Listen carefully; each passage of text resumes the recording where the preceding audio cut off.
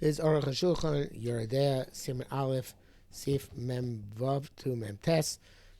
This is day 14 of the supplemental cycle of the Arukh HaShulchan Yomi.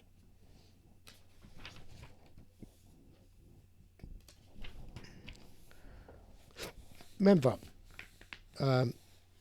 Suma Mishneinov, a person who is blind in both eyes. Preferably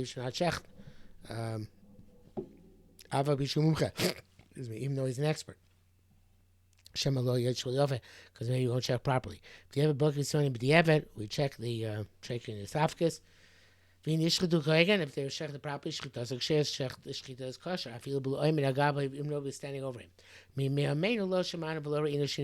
However, we never in our lives heard that we allow persons blind to shech. Because there are those who say that even the we should not allow him to shech, even if somebody else is standing over and watching him. Somebody who is naked is not allowed to shech. You can make the bracha. If somebody else is standing there and turns away from him, makes the bracha.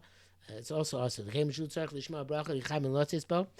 he has to hear the bracha and have in mind to be yotze with it. For also a lot of bracha, he's not allowed to even think of bracha because he's naked.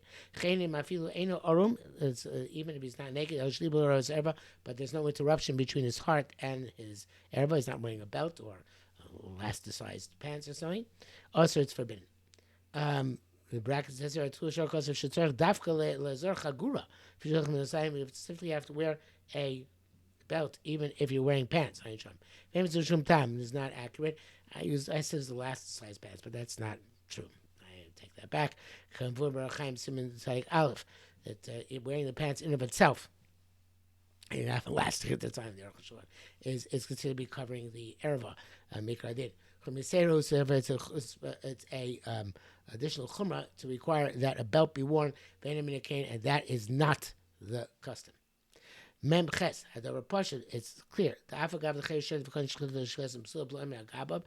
though the shechita of a cherish, shaita, cotton is possible, somebody else not standing over them, as we said, nevertheless, the shlach them of shachut abasar to send through them slaughtered a bird or meat. There's no concern.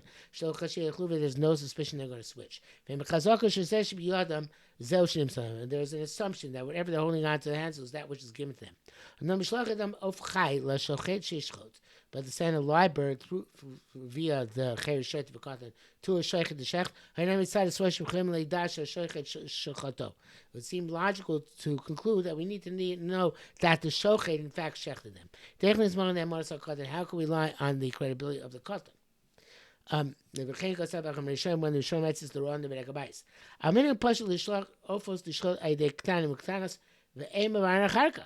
But yeah, nevertheless, it's a widespread custom to send birds to shech via young boys and girls, and people don't clarify afterwards that the sheikh in fact shechted it. And nobody calls foul on this. Why not? So you have to say that which a katan has no credibility is to extract money on the basis of his statements. Which requires absolute testimony.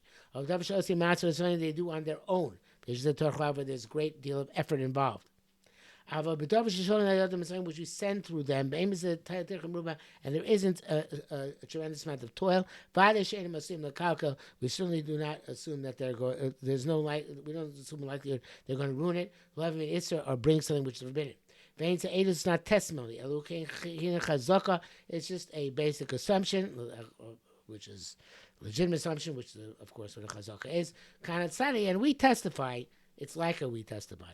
That they did as they were commanded. That's the Rashba and Shemes Amais. And one of the great Archaim that showed with this as well. As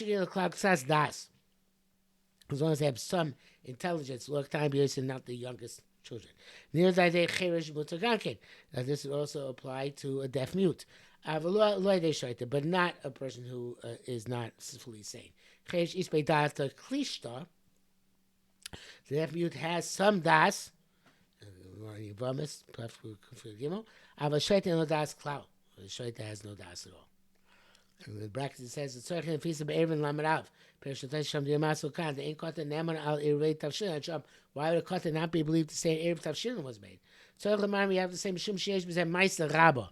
It's got a lot of work involved. Lichnos Shvisa. To acquire Shvisa, that's Eruvei Tchumen. So it's a typo here in the Arukh HaShulchan. And caught the Naman al Irvei Tchumen, not Tavshin. It's an Erev in Daf Lamarav. It has to be Eruvei Tchumen. Okay, I wonder if that's also in the source, but it's a typo. Eruvei Tchumen. So my Shum Sheish B'Meister Rabba, because there's a lot of work involved to go out to 2,000 amos away, Lichnos Shvita, to acquire the place to which is going to be the place where the Erev is set up. But he also has to make a statement.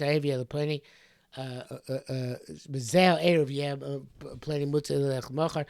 Erev, so and so should be allowed to go to such and such place tomorrow. Kamosh Kazar Chaim Simin Toftes, Beish Rashi Varisham, Asi Shaper Patus, Chen Laracham, the Retosis, Sam the Sham the Maskal, the Hecha, and Shambaduk, all that. You have to know what those Rishonim were saying. Memtes, Kosar Ben Ramah, Besov Sif Aleph. The Ramah writes at the end of Sif Aleph, Vim Batku Eza Shechet, they checked out some person's checks and checks for Trefus. Vince Shane there, and you find he doesn't know what he's talking about. You know the Pam Echad Kabbalah. If at some point he had certification, we don't retroactively declare treif everything he shechted. I mean, HaShulchan, or say now he lost his memory or went off the deep end. I've never got certified ever. Also, all the kelim which they cooked the food that the meat they shechted, they cooked whatever he shechted. They have to be kosher.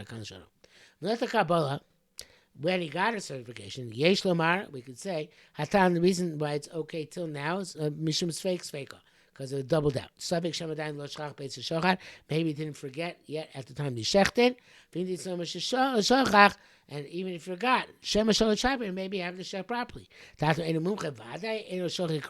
Is it for sure that a person is not an expert doesn't shech properly? Shema Shalachroy, maybe shech properly. But if you never got a certification, the you don't have the first suffix that maybe at the time that he shechted he didn't yet forget, because why would he have not forgotten if he never knew, since he had no kabbalah? Okay, there's the next several Sifim actually discuss this issue in greater detail, but that is it for today. And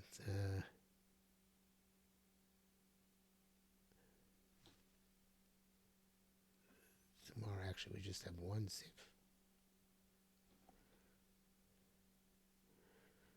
Yeah. Okay. So,